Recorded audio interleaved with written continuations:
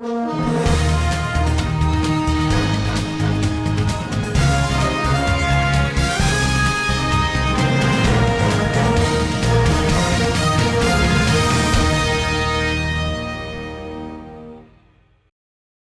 ferme-école de Paola Cordia d'Alaje, dans la commune de Zakota, a abrité vendredi 14 juillet 2023 l'atelier d'information et de partage des objectifs de la plateforme agroécologique et de validation des technologies ou innovations à tester. Une initiative de l'ONG Aldip financée par Défi Belge Afrique.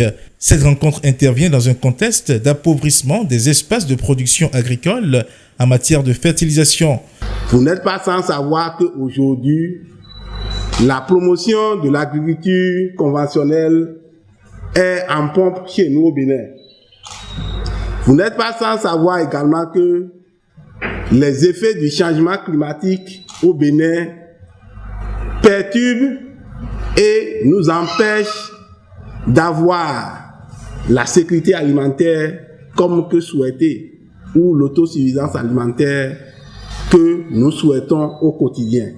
Et c'est sur cette base que l'ONG Aldip, à travers une ONG internationale dénommée Défi Belgique Afrique, avec la délégation belge, ont financé un projet dénommé PADZE, et dont nous sommes à la deuxième phase.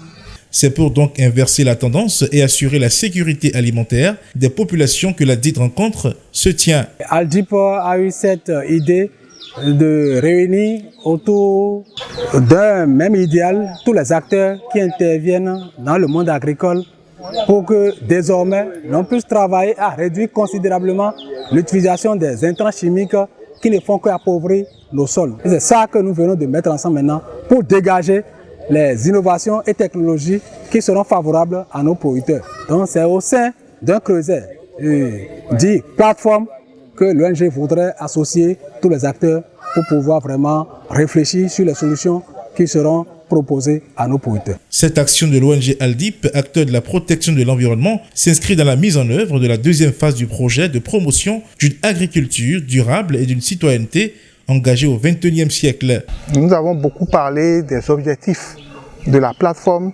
à nos acteurs à la base et aussi aux acteurs membres de la plateforme. Il s'agit donc des OSC et la recherche et également les lycées techniques agricoles. Cette initiative innovante vise plusieurs centres d'intérêt. L'ossature même donc de cet atelier concerne beaucoup plus les technologies et innovations.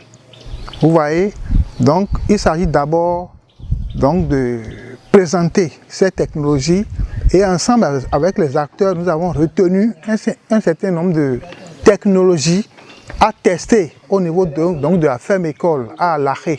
Et ce que nous avons retenu finalement, c'est les technologies principales que nous voulons tester. Je crois d'ici 2 semaines, nous allons démarrer donc les essais et nous allons nous revoir encore après donc pour faire le point donc de ces essais et tirer donc des conclusions que nous allons partager ensemble avec nos producteurs. Cet atelier d'échange, d'identification et de validation des technologies à tester regroupe les ONG, les chercheurs, les lycées agricoles, les partenaires tels que la GIZ, le ProSol, la DEDAEP, ainsi que les responsables de la fêtière, des organisations des producteurs agricoles et des coopératives. C'est en quelque sorte un lieu de recevoir, une occasion de recevoir et de donner entre plusieurs ONG, plusieurs acteurs, que ce soit les producteurs, les ONG, et les gens de la recherche et d'autres acteurs également étatiques et non étatiques sur les pratiques agroécologiques.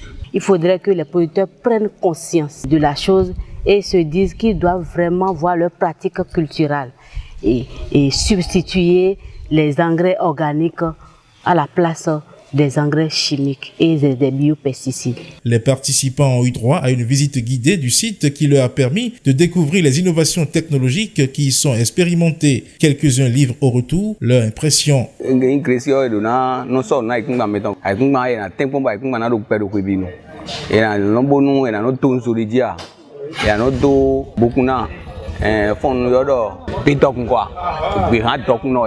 Bon,